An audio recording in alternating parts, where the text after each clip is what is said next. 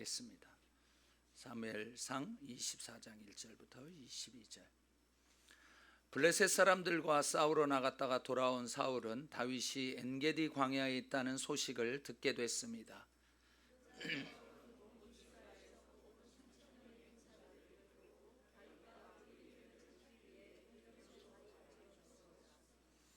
사울은 길가에 있는 양우리에 이르게 됐습니다. 그곳에는 동굴이 하나 있었는데 사울이 용변을 보려고 거기 들어갔습니다. 그 동굴 안쪽에는 다윗과 그의 일행이 숨어 있었습니다.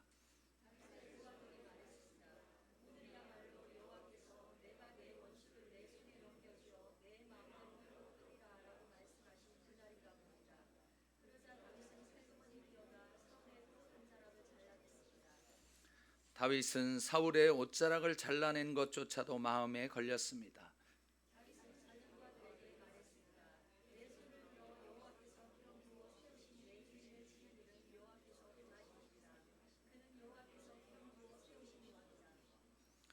다윗은 이런 말로 자기 부하들을 나무라며 그들이 사울을 공격하는 것을 허락하지 않았습니다. 사울은 동굴을 떠나 자기 길로 갔습니다.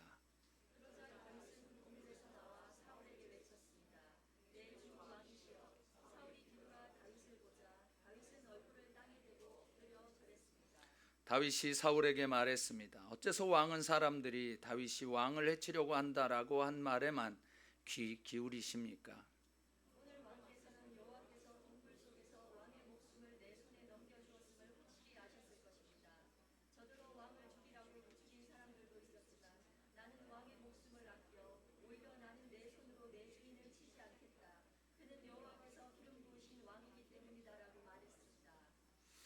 내 아버지여 보십시오. 내 손에 있는 왕의 이 옷자락을 보십시오.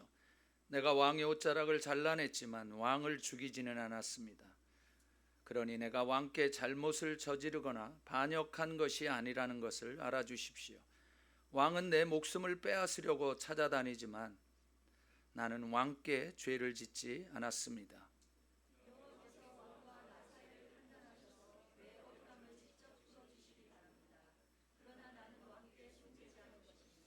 속담에 악행을 하는 사람에게서 악한 행동이 나온다고 했으니 나는 왕을 해치지 않을 것입니다.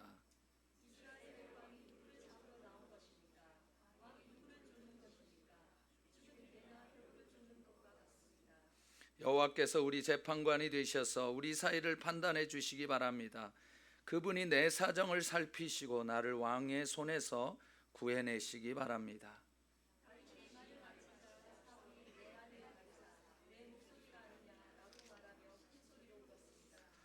그가 또 말했습니다. 나는 너를 못 살게 굴었는데 너는 내게 이렇게 좋게 대하니 네가 나보다 의롭구나.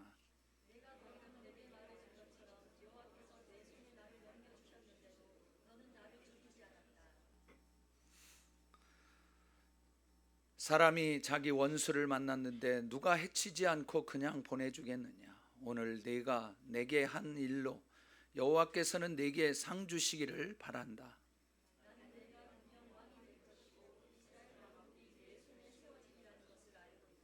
지금 여호와의 이름으로 내게 맹세하여라. 내가 내 자손들을 끊어버리지 않고 내 이름을 내 아버지의 집안에서 지우지 않겠다고 말이다.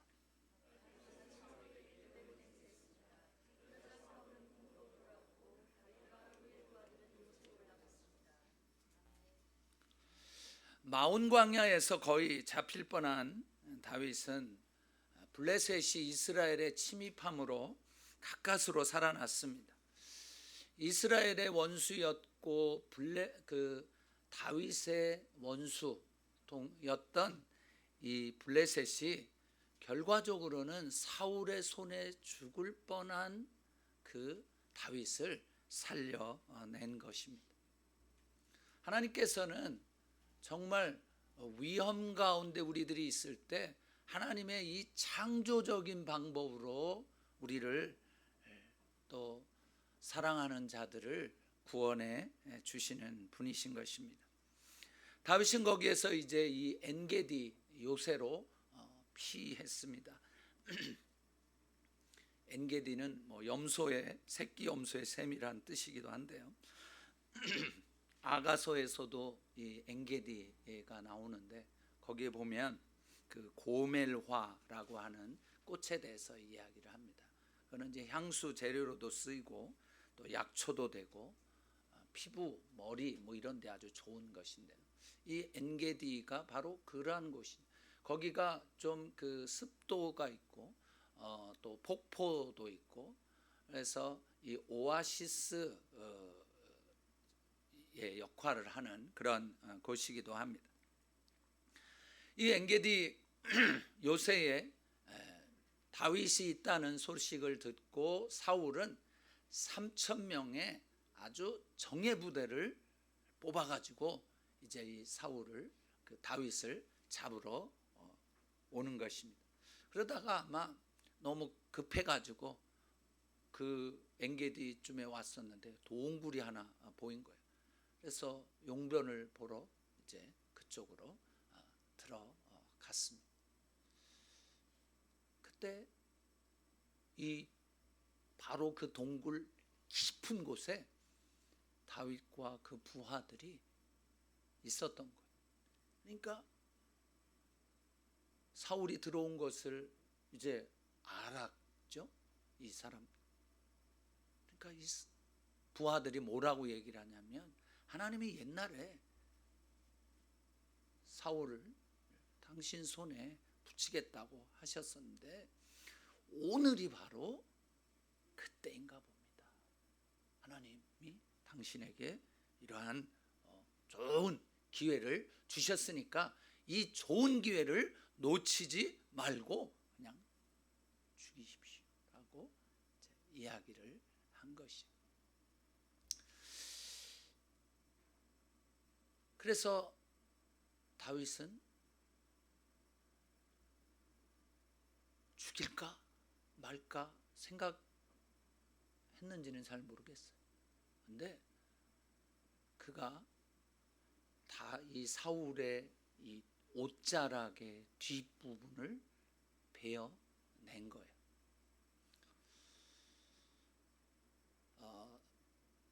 이 사울이 그 긴 그 여행이죠. 이 마온 광야까지 내려오는, 지난주에 보셨지만 이 기브아에서 마온 광야까지는 굉장히 좀 먼 거리여서 아마 오면서 또 피곤하기도 한 거예요. 그래서 다른 이 곳을 이렇게 보면, 문헌들에서 보면 이제 사울 왕이 좀 볼일을 보고 좀 이렇게 조금 더 이렇게 들어와 이게 잠을 잔 것 같다고 이야기를 해요. 이 부하들이 생각한 것은 무엇이었냐면, 이것은 하나님이 주신 절호의 기회다라고 생각을 했어요. 그런데 다윗은 그것을 어떻게 생각을 한 것일까요? 그는 사울의 옷자락을 베낸 것까지도 마음의 양심의 가책을 받은 것이. 그렇다면 사울의 부하들은 눈에 보여지는 이러한 것이 하나님의 기회다, 하나님이 주신 기회다, 그러니 이 사울 왕을 죽이고 당신이 이제 왕으로 등극하십시오, 뭐 그렇게 하면 될 거 아닙니까? 이렇게까지 당신을 죽이려고 쫓아다니고 여기까지 이렇게 왔는데, 계속해서 이제 다윗에게 이야기를 합니다. 그러나 다윗의 관점은 그것이 아니었던 거예요. 다윗의 관점은 무엇이었습니까? 사울 왕을 볼 때 나를 죽이러 다니는 그러한 나의 원수다, 이렇게 생각하지 않았어요. 다윗은 사울 왕을 볼 때에 이 사람은 하나님의 기름 부음을 받은, 그래서 하나님께서 기름 부어 세운 왕이다. 나는 당연히 그의 종이고 신하고 그를 그에게 마땅히 충성해야 하는 사람이다 라고 하는 확고한 마음을 가지고 있었던 것이죠. 여러분들이 삶을 살아가면서 정말 우리의 마음을 이해해 주지 못하고 엉뚱하게 해석해서 온갖 고난, 고통, 그리고 고통 속에 있게 하는 사람들이 여러분 주변에 있다면 여러분은 어떤 생각과 행동을 하실 것 같습니까? 억울하게 대우받고 있을 때 여러분은 어떻게 반응을 하고 있습니까? 게다가 우리를 모든 수단과 방법을 동원해서 죽이려고 한다든지 아니면 뒤에서 욕한다든지 나를 아주 무시를 한다든지 그런 모습들에 그런 상황 가운데 있을 때 여러분은 어떻게 대응을 하십니까? 사실 이런 일들이 굉장히 많거든요. 사람들 같은 동료들과의 그 사이에서도 그럴 수 있고 부모와 자식지간의 사이에도 이럴 수가 있고요. 이런 게 굉장히 많은데 이럴 때 어떻게 우리는 반응하는가 하는 것이 다윗의 부하들은 그 사울 왕을 죽이는 것이 하나님이 주신 기회라고 그렇게 생각을 했지만 다윗은 아니다라고 분명하게 이야기한 것이 우리들은 내가 간절히 원했던 어떤 상황이 눈앞에서 확 펼쳐질 때 잠시 숨을 고르기 위해서 멈춰서서 그것에 대해서 하나님의 뜻이 무엇인지를 다시 한번 여쭙고 생각하기보다는 그냥 눈에 보이는 대로 야 기회다 그러면서 그냥 행동으로 옮길 때가 많이 있지 않습니까? 그러나 다윗은 이것을 잘 분별한 것이 이것이 하나님의 기름 부음 받은 왕이라고 하는 하나님의 손 아래에 있는 하나님의 주권 아래에 있는 이것을 내가 인간적인 어떠한 그 마음을 가지고 원한을 가지고 아니면 나에게 이러한 고통을 준다고 해서 그에 대해서 원수를 갚고자 하는 그런 마음을 그는 가지지 않았다. 하나님이 어떤 마음을 이 사람에 대해서 가지고 계신지 하나님께서 기름 부어 세운 사람이기 때문에 내가 그를 죽인다고 하는 것은 하나님의 뜻을 거역하는 것이고 내가 마치 하나님의 위치에서 모든 것을 행하는 것이라고 그는 생각하고 그렇게 깨달았기 때문에 그것에 대해서 손을 그렇게 하지 않은 것이에요. 다만 사울 왕의 겉옷 한 자락을 베어냈어요. 그런데 그것 양심의 가책을 느낀 거예요. 그에게 그것마저도 하나님이 원하시지 않는다라고 말씀을 해 주신 것이죠. 우리들이 보기에는 겉옷 한 자락 베어낸 것, 그게 뭐가 대수겠어요. 죽일 수 있는 그러한 절호의 기회임에도 불구하고 살려주고 그거 하나 베냈는데 우리가 생각하기는 그보다 더한 짓을 해도 뭐 당연하다. 그렇게 돼도 싸다. 뭐 이렇게 생각할 수 있겠지만 그러나 다윗에게는 하나님께서 원하시지 않는 것에 대해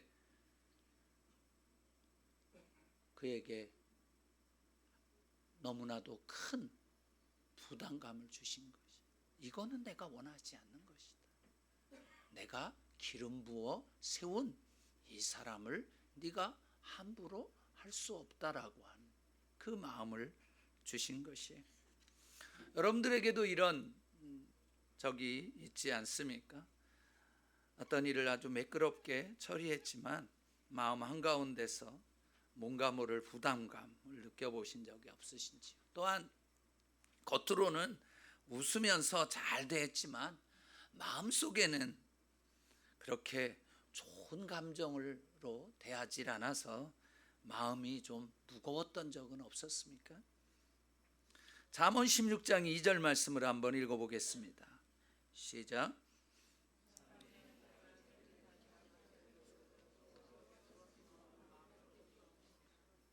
하나님께서는 우리의 마음을 꿰뚫어 보시는 거예요. 우리는 겉으로는 뭐 이렇게 저렇게 굉장히 거룩하고 아주 친절하고 온유하고 성령의 열매 9가지 그 열매가 다 있는 것처럼 할 수는 있으나, 그러나 하나님은 우리들의 마음을 꿰뚫어 보신다는 것이에요. 겉으로는 우리의 행위가 다 깨끗하게 보여도 하나님께서는 우리의 동기를 꿰뚫어 보신다는 거예요.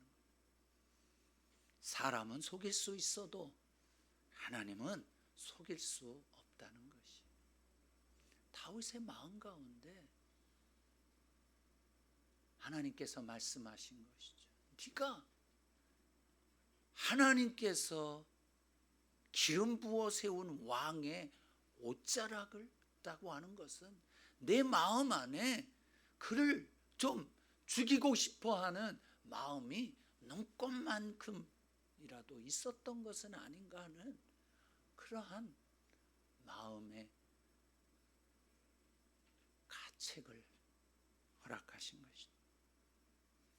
다윗은 자신의 행한 행동이 하나님께서 원하시는 행동이 아니라는 것을 알자 곧바로 회개하고 부하들에게 고백했습니다. 6절에 그렇게 말했습니다. 6절을 읽어보겠습니다. 시작.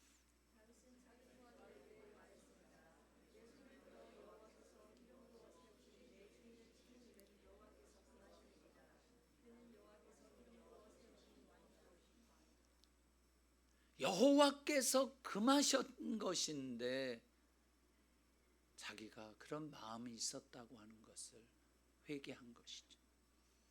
그래서 이후에도 나오지만 나는 절대로 I will never harm you. 사울에게도 그렇게 이야기해요. 나는 절대로 사울 왕을 해하지 않겠다라고 다시 한번 결정하는 것을 보게 됩니다. 다윗은 또한 자기가 원하는 자기의 소욕을 거절을 했어요. 소욕이 뭐겠어요? 마음 가운데 그 사울을 어떻게 좀 해하고자 하는 그러한 마음이 있었던 것이기에 부하들의 그 말에 죽이지는 못했지만 옷자락을 벤 것이 아니겠습니까? 그래서 이 다윗은 6절에 그 이후에 또 이야기한 대로 자기의 감정 또 육신의 소욕대로 하는 것을 거절한 것이다. 내가 다시는 절대로 사울 왕을 해하지 않겠다. 그렇게 다시 한번 결정을 하고 자기에게 계속해서 현상을 통해서 상황을 통해서 들어오는 그 생각들을 거절하고 또 부하들이 그렇게 압박을 주었지만 그것도 거절한 것이. 사실 우리들이 살아가면서 제일 어려운 부분이 바로 이것이에요.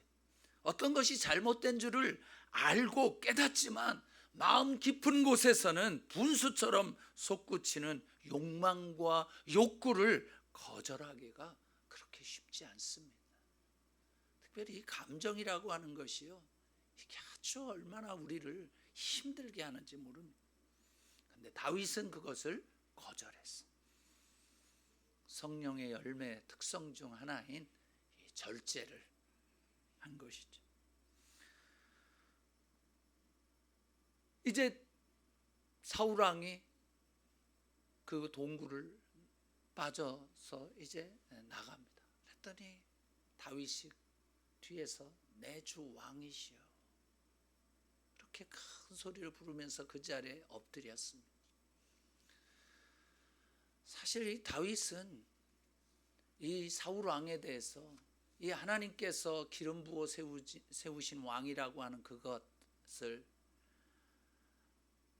자기가 그렇게 고난과 고통을 당하면서도 그것을 끝까지 견지했던 것이죠. 그러면서 자기에 대해서 솔직한 자기의 진심을 이야기합니다. 부하들이 자기에게 사울 왕을 죽이라고 했지만 제가 그렇게 하지 않았습니다.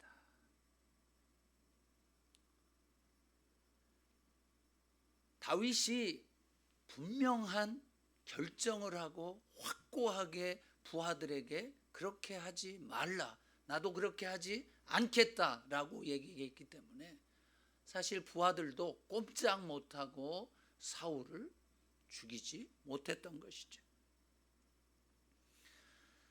다윗은 또한 이 사울 왕에게 내 아버지여 라고 얘기를 하는 거예요.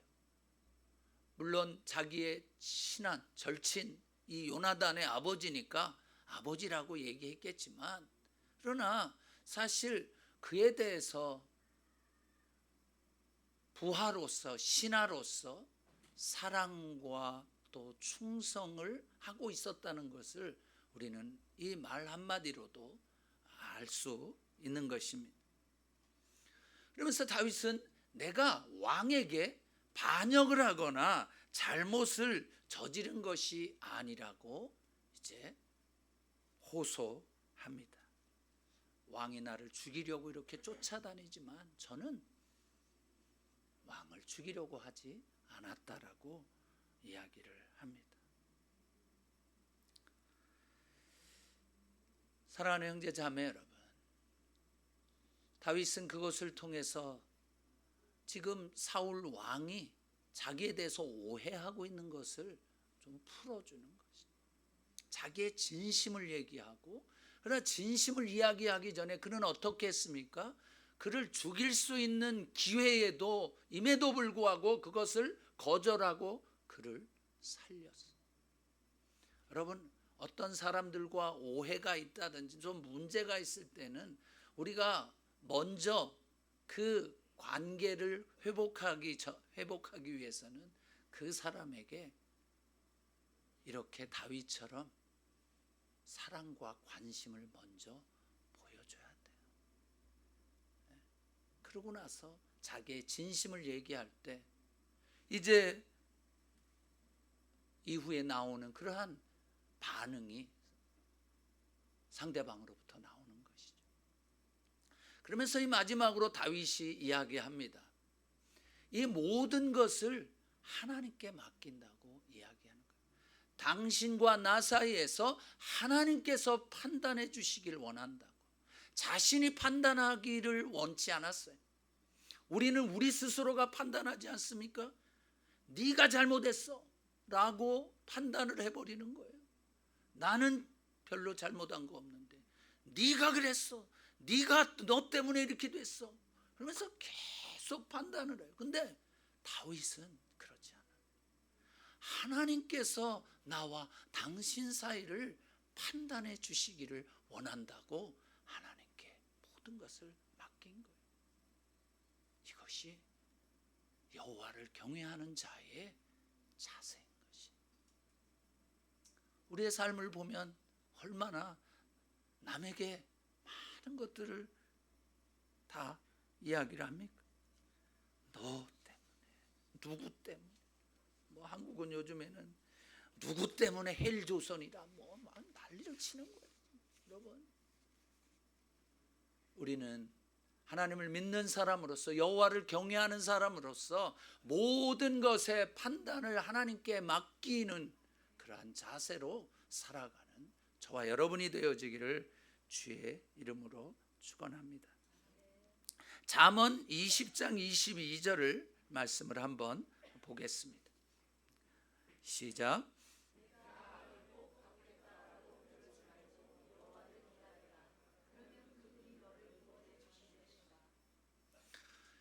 이 다윗은 내가 악을 꼭 갚아야 돼, 내가 원수를 갚아야 돼, 나에게 이렇게 고통을 주는 이 사람에 대한 이 판단을, 그리고 이 벌을 내가 주겠다라고 하지 않았어요.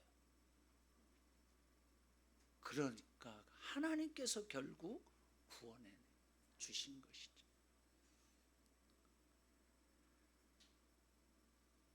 다윗은 사울 왕에게 자기를 그만 쫓아달라고 호소한 게 아니라 하나님께 호소하는 거예요. 이것이 지혜로운 방법이에요. 여러분, 인간 관계에서 마찬가지, 부부 관계에서 마찬가지예요. 자식과 부모 관계에서도 마찬가지예요. 그것을 누구에게 호소한다고 해서, 사람에게 호소한다고 해서 해결되는 것이 아니라 오직 하나님께 호소할 때 하나님께서 그것을 아주 완벽하게 해결해 주시는 것을 우리는 경험하게 됩니다. 다윗의 말을 들은 이 사울이 너냐? 정말 너냐? 그러면서 자신의 잘못을 이제 이야기합니다. 그리고 처음으로 다윗이 자기 다음에 왕이 될 것을 인정합니다. 거기 보면 사울이 그것을 다 알고 있었다는 것을 알 수 있죠.